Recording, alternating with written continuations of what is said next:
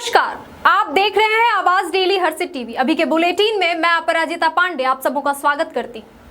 जमशेदपुर जिले के पोटका में अब तक 24,000 से ज्यादा कोरोना की जांच हो चुकी है। वर्तमान में अगर बात की जाए तो 4 एक्टिव केस हैं पोटका में। अब तक हुए जांच में 364 कोरोना मरीज पाए गए हैं, जिसमें पोटका के 5 मरीज कोरोना से जंग हार चुके हैं। 355 मरीज स्वस्थ होकर लौट चुके हैं। अब पोटका में जितने भी कोरोना पॉजिटिव मरीज पाए जा रहे हैं उन्हें होम आइसोलेशन में रखकर इलाज कराया जा रहा है। जमशेदपुर के पोटका में अब तक 24,000 से ज्यादा कोरोना की जांच हो चुकी है। वर्तमान में 4 एक्टिव केस हैं। इन टेस्ट में अब तक 364 कोरोना पॉजिटिव मरीज पाए गए हैं, जिसमें 5 मरीज पोटका के कोरोना का जंग हार चुके हैं। 355 मरीज स्वस्थ होकर लौट चुके हैं। अब तक पोटका में जितने भी कोरोना के पॉजिटिव मरीज पाए जा रहे हैं उनका होम आइसोलेशन में इलाज किया जा रहा है। पोटका सामुदायिक स्वास्थ्य केंद्र में तथा कैंप लगाकर स्वास्थ्य विभाग के द्वारा विभिन्न पंचायतों में, गांव में, बाजारों में कोरोना टेस्ट किए गए, जिसमें अब तक 24,000 से ज़्यादा लोगों को कोरोना टेस्ट किया गया। अब पोटका में मात्र 4 ही एक्टिव केस देखा गया। देखा जाए तो काफ़ी हद तक कोरोना पर काबू पाया जा सका है। डॉक्टर मृत्युंजय धवाड़िया कहते हैं कि अभी कोरोना के वापस होने की संभावना प्रबल है। अभी भी सावधानी बरतने की ज़रूरत है। लोग सोशल डिस्टेंसिंग का पालन करें, मास्क पहने, सैनिटाइजर का प्रयोग करें, जिससे आप इसको पूर्णतः समाप्त कर सकते हैं। पोटका में अभी तक 24,000 से ज़्यादा अभी कोरोना का टेस्ट किया गया है। उसमें 364 कोरोना पॉजिटिव था, लेकिन वर्तमान में अभी केवल 4 केस ही पॉजिटिव है, माने एक्टिव केस है अभी।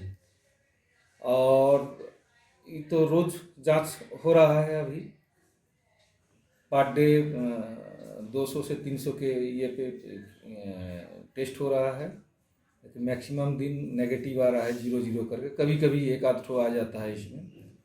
तो इस रफ्तार से अगर ये घटेगा तब तो उम्मीद जताया जा रहा है कि धीरे धीरे और कम हो जाएगा।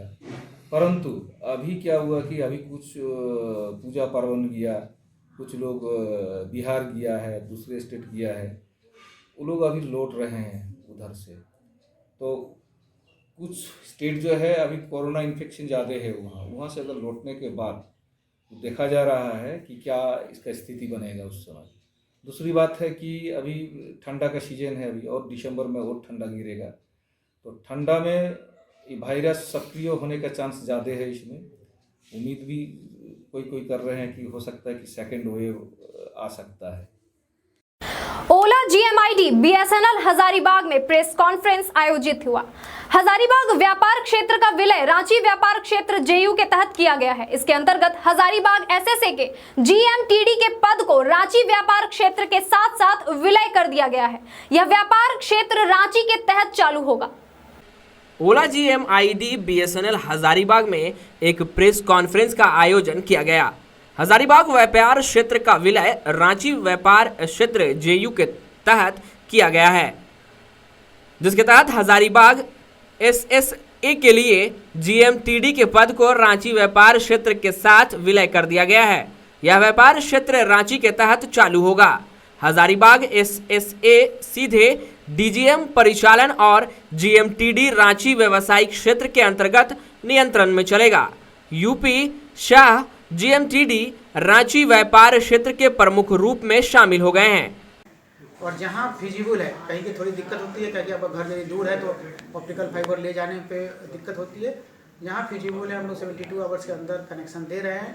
और जहाँ किसी रीजन से आपका घर थोड़ा किनारे पे है, कोने में है, तो वहाँ थोड़ा समय लगता है, लेकिन हम लोग ये सोच रहे हैं कि जल्दी से जल्दी उन सारी चीज़ों को भी, जगहों को भी फिजिबल बनाएं। कब से ये सुविधा प्रारंभ हो रही है? ये सुविधा प्रारंभ तो काफ़ी दिनों से चल रही है, लेकिन अब हम लोगों का थ्रस्ट है उस पर कि अधिक से अधिक लोगों को दें, क्योंकि आज के दिन में डिमांड बहुत ज़्यादा आ रहा है। कितने लोगों को सुविधा मिल पाएगी आज के दिन में लगभग हजारीबाग में 1,000 लोगों को हम लोगों ने, हजारीबाग और आमगढ़ मिला के 1,000 लोगों को हम लोगों ने दिया है। आप समझ सकते हैं कि 1,000 ऐसे परिवार को जहाँ के डेटा की रियली ज़रूरत है, लेकिन ज़रूरत तो अभी 10,000 परिवारों को है। किसी रीजन से ये खबर नहीं पहुँची है, तो प्रेस कॉन्फ्रेंस के माध्यम से हम लोग आपके माध्यम से बताना चाह रहे हैं कि ये है, ऑनलाइन आप अप्लाई कर दीजिए और इमीडिएटली आपको सर्विस देने की हम लोग हर कोशिश करेंगे। 70 से 80% जगहों पे अवेलेबल है, 20-25% ऐसे जगह हैं जो थोड़े किनारे होंगे, उसकी भी हम लोग कोशिश करेंगे किस तरीके से दें। इसमें फाइबर घर तक जाएगा। एक नया भी है कि जिसमें कि वायरलेस टाइप का, जिसको कि वायरलेस वाईफाई बोलिए, वो सर्विस भी हम लोग 1-2 एजेंसी के साथ दे रहे हैं। इनिशियली मॉडेम वगैरह का चार्ज तो हर जगह लगता है, यहाँ भी आपको लगेगा। क्या कुछ चार्जेस रखे गए हैं इसका? इसके चार्जेज 777 रुपीज़ पर मंथ से स्टार्ट है और 1277 तक है। और जो 777 है उसका 600 GB डेटा आप डाउनलोड अपलोड, जो 600 GB, जबकि नॉर्मल आप मोबाइल में 3G लेते 4G में जा रहे हैं तो आपको 1.5 GB डेली मिलता है। 45 GB में 200 रुपये मिनिमम लगते हैं। जो सबसे छोटा प्लान है हम देख रहे हैं वो 200 GB का है, 200 रुपये का है, और उसमें 45 GB आपको मिल रहा है। 45 GB से कम, क्योंकि 28 दिन का ही दिया जा रहा है, तो वो होता है 42 GB, लेकिन उस हिसाब से काफ़ी अधिक है। लेकिन हम लोग कोशिश कर रहे हैं कि बढ़ते ठंड के मद्देनजर हजारीबाग लायंस क्लब के द्वारा चुरचू ब्लॉक में जाकर बुजुर्गों के बीच कंबल का वितरण किया गया। साथ ही साथ लड़कियों के बीच सैनिटरी नैपकिन का भी वितरण किया गया। लायंस क्लब ऑफ हजारीबाग की तरफ से ठंड को देखते हुए चुरचू ब्लॉक में जाकर बुजुर्गों के बीच कंबल का वितरण किया गया। साथ ही लड़कियों के बीच सैनिटरी नैपकिन का भी वितरण किया गया। क्लब के सदस्य ने बताया कि इस कार्यक्रम को हम लोग अभी लगातार जारी रखेंगे। गांव-गांव जाकर हम लोग कंबल बांटने का काम करेंगे। साथ ही साथ जहां जरूरत पड़े वहां अलाव की व्यवस्था भी करेंगे। लायंस क्लब ऑफ हजारीबाग की तरफ से हम लोग चुरचू ब्लॉक के पास एक रोशनी स्कूल आए हुए हैं। ये उच्च विद्यालय है। यहाँ पे काफी बुजुर्ग लोग आए हैं जिनको हम लोगों ने कंबल दिया है। और हम लोग जगह जगह, आज ठंड काफी बढ़ने के कारण जगह जगह कंबल बांट रहे हैं। यहाँ पर भी आए हैं कंबल बांटने के लिए। यहाँ पे काफी बुजुर्ग लोग आए हैं, उन लोगों की काफी परेशानी भी सुने हैं। जैसे उन लोगों का कहना है कि उन लोगों को वृद्धा पेंशन नहीं मिलता है, तो हम चाहेंगे कि यहाँ के ब्लॉक वीडियो साहब भी सुने ये बात को और उनकी जो भी आवश्यकता है उसको पूरा करें। साथ ही साथ यहाँ पे कंबल का भी वितरण किया गया है और यह भी बताया गया हम लोगों को कि जो भी जिसको भी ज़रूरत हो हम लोगों से संपर्क करें, हम लोग उनकी ज़रूरत को पूरा करेंगे। बाघमारा के टाटा सिजुआ में विधायक ढुलू महतो के सौजन्य से निर्मित शहीद शक्तिनाथ महतो द्वार का शहादत दिवस के अवसर पर विधिवत उद्घाटन किया गया। मौके पर मांडू विधायक जयप्रकाश भाई पटेल और बाघमारा विधायक ढुलू महतो ने संयुक्त रूप से फीता काटकर शुभारंभ किया। धनबाद बाघमारा के टाटा सिजुआ में विधायक ढुल्लू महतो के सौजन्य से निर्मित शहीद शक्तिनाथ महतो द्वार का उद्घाटन किया गया। मौके पर मांडू विधायक जयप्रकाश भाई पटेल और बाघमारा विधायक ढुल्लू महतो ने संयुक्त रूप से फीता काटकर कार्यक्रम का शुभारंभ किया। साथ ही टाटा सिजुआ स्थित शहीद शक्तिनाथ महतो की प्रतिमा पर माल्यार्पण कर शहीद को श्रद्धांजलि दी गई। इस मौके पर जेपी पटेल ने कहा कि शहीद शक्तिनाथ महतो जिस तरह समाज में फैली बुराइयों के खिलाफ लड़ते लड़ते शहीद हो गए, आज युवाओं को इनके बताए हुए मार्गों का पालन करना जरूरी है। वहीं ढुल्लू महतो ने इस मौके पर कहा कि जिस तरह से बाघमारा में फिर से एक बार मजदूरों के खिलाफ माफिया राज हावी हो रहा है, ऐसे में शहीद शक्तिनाथ की कमी महसूस हो रही है, क्योंकि ऐसे ही माफियाओं के खिलाफ शहीद शक्तिनाथ ने लड़ाई का बिगुल फूंका था। देखिए, ये हमारा लाल साहब का नहीं रहना हमारे अभिभावक, हमारे गार्जियन के स्वरूप थे और व्यक्तिगत क्षति हमें हुए हैं और साथ साथ वो कोयलांचल के मजदूरों की आवाज़ था और निश्चित तौर पर उनकी कमी को जो है हम नहीं समझते हैं कि कोई पूरा कर पाएगा।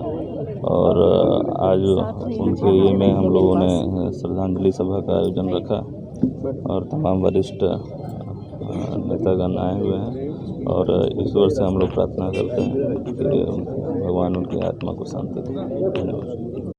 सिजुआ में सम्मानीय रणविजय बाबू जी के द्वारा ये श्रद्धांजलि सभा का आयोजन किया गया है, जिसमें हम लोग सम्मिलित हुए हैं और हमारे ओपी लाला साहब जिनका निधन हुआ, वो उनके बारे में जितना भी कहा जाए वो सूरज को दीपक दिखलाने के समान है। इस कोयलांचल क्षेत्र में खास करके जो हमारे मजदूर हैं उनके लिए अपूर्ण क्षति है, और जो भी इनके चाहने वाले हैं उनके लिए भी बहुत बड़ा नुकसान हुआ है। और सच्ची श्रद्धांजलि वही होगी कि ओपी लाला साहब के बताए हुए रास्ते पर चल के लोग मजदूरों का सेवा करें, तभी सच्ची श्रद्धांजलि होगी। हजारीबाग भाजपा जिला अध्यक्ष अशोक यादव से मिलने और उनका कुशल क्षेम जानने सदर विधायक मनीष जायसवाल उनके ग्वालटोली चौक स्थित आवास पहुंचे। साथ ही उनके स्वास्थ्य के लिए ईश्वर से कामना भी की। हजारीबाग भाजपा जिलाध्यक्ष अशोक यादव से मिलने और उनका कुशलक्षेम जानने सदर विधायक मनीष जायसवाल उनके ग्वालटोली चौक स्थित आवास पहुंचे, जहां विधायक मनीष जायसवाल ने भाजपा जिलाध्यक्ष से मिलकर उनके वर्तमान स्वास्थ्य की पूरी जानकारी ली।